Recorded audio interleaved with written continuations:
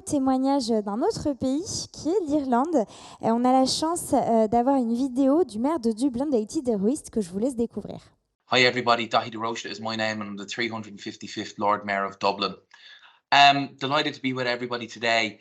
Dublin has a plan which sets out how the city will develop to meet the needs of all residents, workers and visitors. That plan's going to run up until 2027 and I'm going to take you through some of that today. The aim of the plan is to improve the quality of life for its citizens and make sure that Dublin City is an attractive place to live, to work and to visit. The plan's policies and objectives, they're to guide growth and development in the city, provide a strategy to achieve proper planning and show how we will achieve sustainable development. So that is development that meets our needs now and won't compromise future generations. The plan, it sets out the strategic approach and the vision that to meet the needs and aspirations of the citizens of Dublin.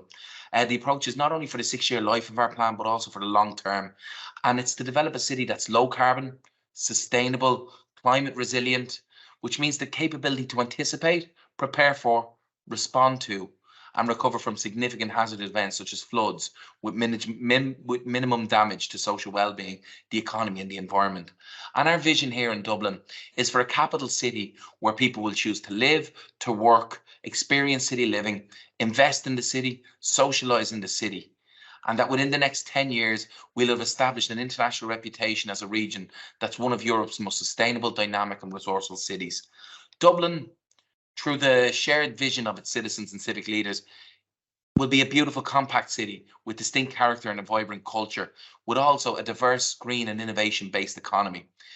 Socially inclusive of city and urban neighbourhoods based on the principle of the 15-minute city. This means people's daily requirements can be reached within 15 minutes, whether it's by foot, whether by bike or whether by public transport. And in this way, it is compact. Climate change involves changes to our climate that are caused directly or indirectly by human activities. And this has already significantly affected Dublin City at a rate that's likely to become more and more frequent and intense in the coming years.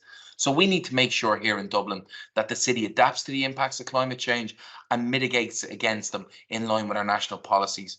And as a city, as we continue to grow, it's going to increase the need for us to manage sustainably water, land, transportation, energy, housing and waste disposal.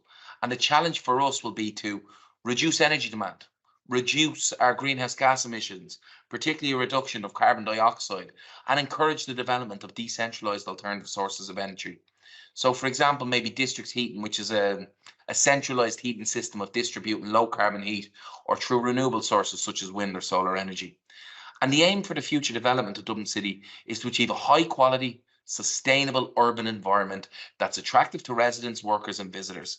It encourages that compact growth throughout the city by promoting appropriate infill development or the use of brownfield lands and sites. There's also a new policy to manage the height of buildings throughout the city.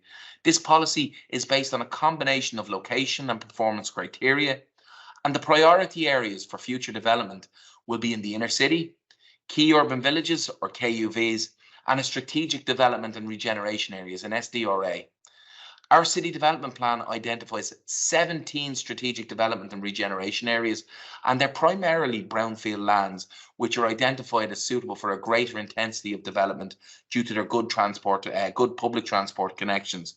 And the aim is to create high quality mixed-use communities with a good range of facilities and amenities, such as schools, creches, community facilities, employment opportunities. And in terms of the key urban villages, there are 12 of these throughout our city. And these plans and these objectives, they align with the regional spatial and economic strategy, which sets out the appropriate level of retail that should occur in different centres of Dublin. And the objective of that plan is that our key urban villages will be developed further to provide a range of retail, commercial, employment, community and other cities.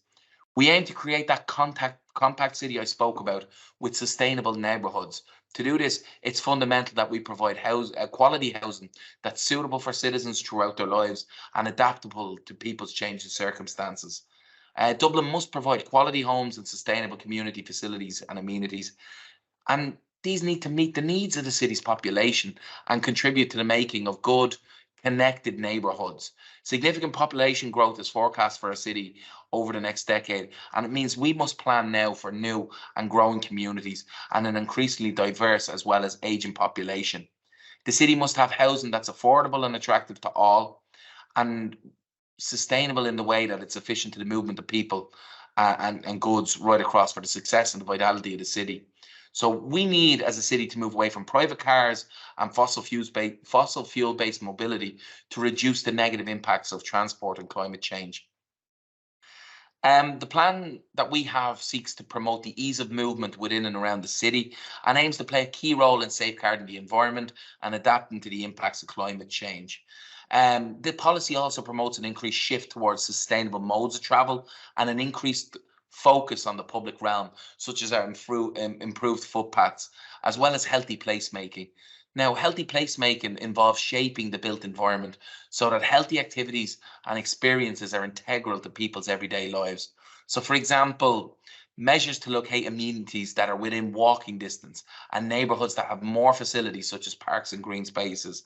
And our plan looks to the future mobility of the city, including increasing the role of shared mobility schemes, electric vehicles, and other micro mobility options like e-scooters.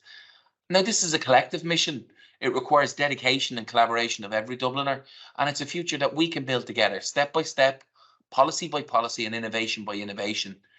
Community engagement is at the core of the vision.